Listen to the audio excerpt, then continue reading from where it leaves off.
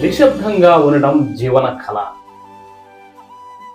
మనసులోని అనేక ఆందోళనలను, గందరగోళాలను, ఉద్వేగాలను నియంత్రించే శక్తి నిశ్శబ్దానికి ఉంది.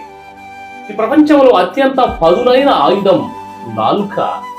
దాన్ని నియంత్రించుకుంటూ అనవసరమైన మాటలు మాట్లాడకుండా విచక్షణ పాటించాలి.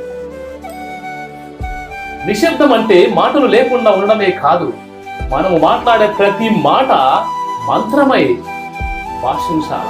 ఎదుటి వారికి సంతోషాన్ని, హాయిని పంచగలగాల. అనవసరంగా మాట్లాడుతూ ఉంటే మనలో ఉన్నటువంటి సానుకూల శక్తి వృధా అవుతుంది. సందర్భోచితంగా మాట్లాడడం వలన మనలో ఉన్నటువంటి పాజిటివ్ ఎనర్జీ, సానుకూల శక్తి రెట్టింపు అవుతుంది.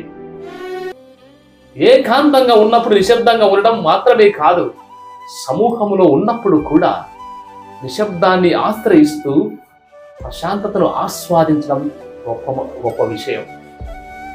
గలగల మాట్లాడుతూ అనవసరమైన సమస్యలలో చిక్కుకోవడం కంటే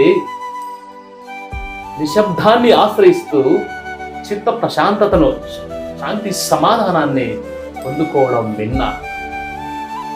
నిశ్శబ్దంలో పాటించడంలో ఎంత ఉన్నదా అంటే నిజమే. నిశ్శబ్దాన్ని పాటించుతూ మన వ్యక్తిత్వాన్ని మరింతగా అభివృద్ధి చేసుకుందాం. నిశ్శబ్దం పాటించిన వాళ్ళే మహా ఋషులు, గొప్పవాళ్ళు.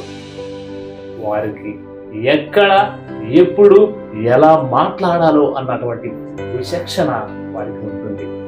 కనుక నిశ్శబ్దాన్ని పాటించే ప్రయత్నం చేద్దాం.